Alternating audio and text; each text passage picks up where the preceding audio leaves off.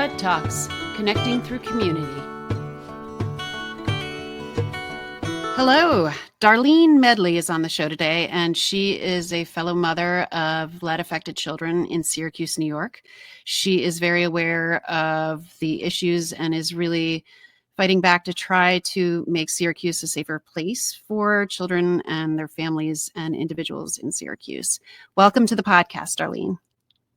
Thank you. Thank you for having me. Thank you for doing this too as well. Do you mind just sharing with the audience your experience with lead and how it came about? Well, I have a set of twins who at 19 months, they were poisoned with lead. Devon was 18 and Rashad, which is the older twin, was that of a 22. The health department, they came in with a nutritionist. They told me, hey, your kids are poisoned by lead. They'll never reach their full potential. And I was given a Section 8 voucher and left to my own devices to figure things out.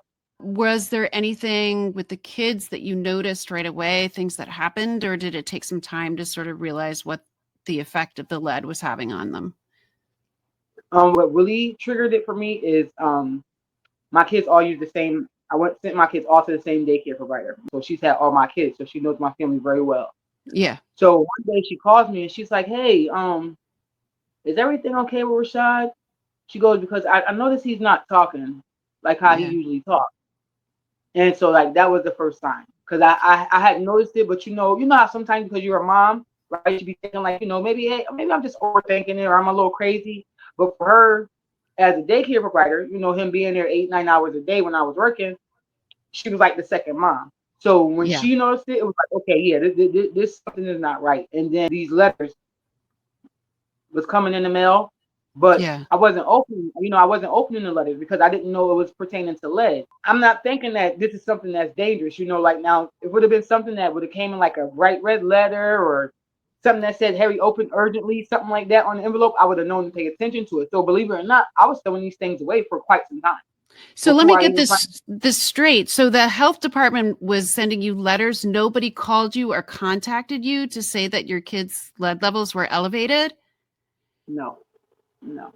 I never got in contact with the health department until I finally said, why in the world? Because they kept coming. Like I said, the letters kept coming. So I'm like, something isn't right. Let me open it. And when I opened it, long and behold, it said that my twins was lead poisoned. And it had the health department's number on it. I called. I scheduled the appointment. And that's when the health department and the nutritionist came in. And yeah, that was it. So, but they sent letters, but nobody actually contacted you. Nobody. The only the only correspondence was were these letters that you thought pertained to something else. Correct. That's really infuriating that you were not at least given the courtesy of a phone call. Unfortunately, that's the norm here in Syracuse. So my landlord sent in his maintenance worker one paint can, one little paintbrush. That was it. They painted over everything, right? So in the middle of the pandemic, he ended up selling the house to a landlord down in Brooklyn, New York. When the landlord took over, the new landlord, I said, you know what? It's a new landlord. Let's start a clean slate, right? Yeah. Let me call the house retested. I called. I got the house retested. You're not going to believe that the house came back 5 times higher than the first time. Yeah. Okay. Mind you, the health department nor codes never informed me that the house was deemed unfit for human habitat. I sat in that house for a year straight with it being undeemed for human habitat, breathing in this lead. Okay. Nobody from the city, the county, the lead inspector, nobody here in Syracuse never came and knocked on my door and told me my house was deemed unfit for human habitat. Do you know that I recently just went up to that same property and guess what, honey? It's right back up and running. Yep. They're renting it out. The landlord is receiving DSS payments. He's receiving Section 8 payments. I mean, there's so many things that I completely relate to. And also, I really think people need to understand that these landlords, they're habitual offenders. Like somebody moves out and somebody else moves in and the next kid gets sick. And as you're saying, there's no real accountability. They are allowed to hurt child after child. It shouldn't be just because you live in Syracuse that you're not protected. because the laws in Syracuse are so laxed, or the enforcement is so laxed. I've been at this for quite some time, and it's like we still at the drawing board. Like affected families, we still have no voice. Up here in Syracuse, we have no voice. There is this agency, everybody getting this funding for this, everybody getting, honey, none of it is going to help the affected family.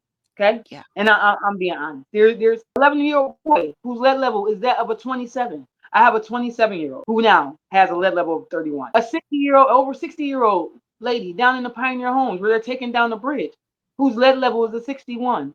Yeah. This is really affecting everybody. It's not just the 0 to 5 group that we keep trying to target. It's all of our kids. And then things are just spiraling out of control, and we're sitting here scratching our head trying to figure out why. Like it shouldn't be that we're talking about children. It's not that hard. It's not rocket science. This is our future. If they're not right, they're not going to be able to take care of us. So what are we going to do? Like I don't understand why this is so hard.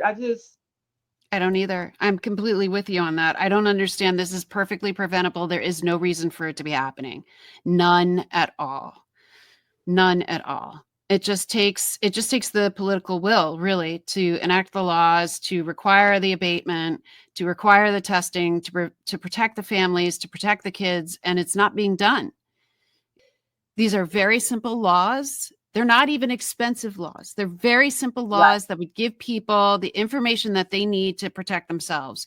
I think one of the reasons why the real estate companies do not want, and the landlords don't want these bills to pass, is also because then people would know the scope of the problem. What are the side effects that you still see today with your sons? Yeah, Rashad's speech has definitely decreased. He actually stutters now. I'm extremely old-fashioned. My great grandmother raised me. She always taught me when you move into a neighborhood, you are to introduce yourself and your family to that neighborhood. So that means churches, corner stores, the people in the community, right? Yeah. So I when we love that, first by the moved on way. Pine Street, I took them to the corner store. And me and Devon, we were looking for stuff, and Rashad had then walked off, and he started talking to some guy in the store. And by the end of that conversation, the gentleman, he pulled me to the side, and he says, your son just was over here in this corner, and he was talking to me. This is at 18 months, y'all. At 18 months, okay? He said, your son just was over here in this corner, and he was talking to me. He said, the way he told the story, he said, I felt like I was right there. He said he gave such good detail. Like he said, pay attention to that. In my head, I'm like, okay, thank you, whatever. I'm not really paying it no attention because 18 months, I know Terrible Twos is coming, and it's twins, y'all. Right? Yeah. So this what I know. I'm focused on that. How we gonna get through that, right? But I just thought it was dope that somebody in my community noticed that about my kid. And that your kid is like an incredible communicator. Yeah, but now he doesn't really tell too many stories because he stutters really bad. Yeah. He stutters really, really bad. We did just get a little victory though. We got his confidence up. He was in speech. He was going every day. Yeah. We got his confidence up we watched James Earl Jones, the documentary on James Earl Jones. Yeah. And how James Earl Jones used to stutter and how he was Mufasa in Lion King. Yep. So Rashad goes to school one day and I get a phone call from his speech therapist. She says, Rashad came up to me today and says that he doesn't want to do speech anymore. That he likes his stutter. And if that people don't like him and how he talks and they can't be patient and wait for him, then that's just on them. But he doesn't want to do speech anymore. And I said, oh, well, guess what? He doesn't want to do speech. We don't have to do speech. That's him. That's what he wants to. Let's go. Let's do it. Like on his own at 9 years old, just decided that, hey, you know what? I don't want to do the speech thing anymore. Like this is how I'm supposed to talk. This is just what's going to be. This is who I am. I love it. Yeah. It was a small victory, but it was a good victory. It's been a struggle. It's been a journey, but I mean, we just keep all supporting each other, like ping pong and back and forth off of each other, Yeah. Honestly, like through this whole thing, it's the organizations that we've worked with. It's people like you that make me keep fighting, I'm like, because if you can get up and you can fight, then I better get up and fight, you know. Right.